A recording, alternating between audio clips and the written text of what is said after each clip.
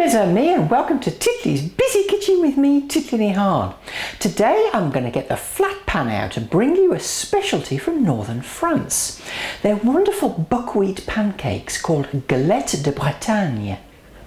To make these galettes I've got 2 cups of buckwheat flour and 2 cups of cold water. To the flour I'll add a teaspoon of rock salt. You could use fine salt too, just mix it around. Then add in the water a little bit at a time. Mix. When it starts to get a bit thick, add in a bit more water. Okay, so you can see it's a little bit more fluid now, so I'm going to really whisk this and work it. 30 seconds or so good beating, and it has a consistency a bit like melted chocolate. Now I've still got a little bit of water left, but what I'm going to do is scrape the batter down the sides with a spatula,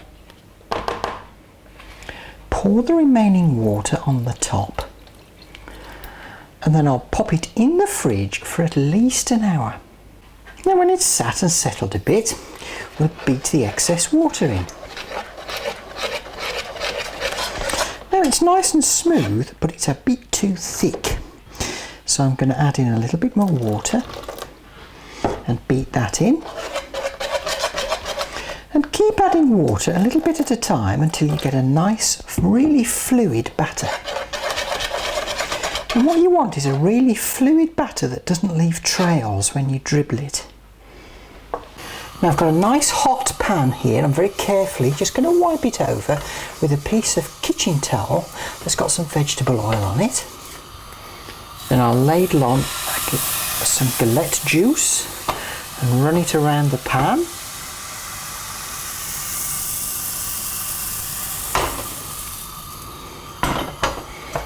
And then let it cook for about a minute.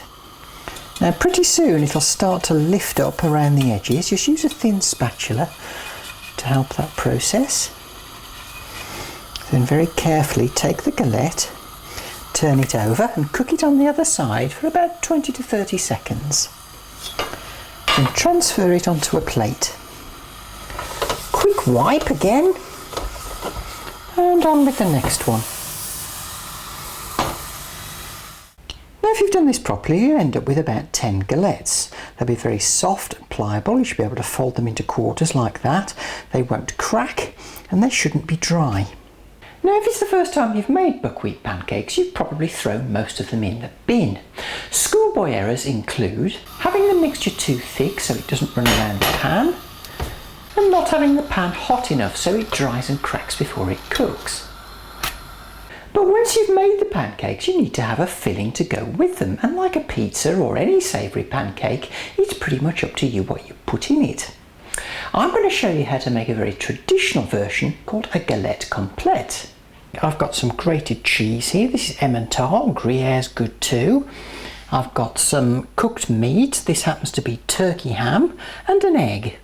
I've now got my flat pan over a medium heat. I'm just going to rub a little bit of butter on it. Just give it a quick wipe. Then pop on a galette brown side down. Now I'm going to sprinkle on some cheese, make a little barrier around the outside because I'm going to put an egg in the middle of this. Now break an egg into the middle. There we go. Grind on a bit of black pepper. Then when the cheese starts to melt, pull the white over the cheese. It'll help it cook quicker. Break on some of the meat. Then when the egg white's cooked, fold up one side, fold up the other side, use the edge of the spatula to make a crease, fold up the edge, and fold up the final edge. So you're making like a little square parcel. Then you can serve.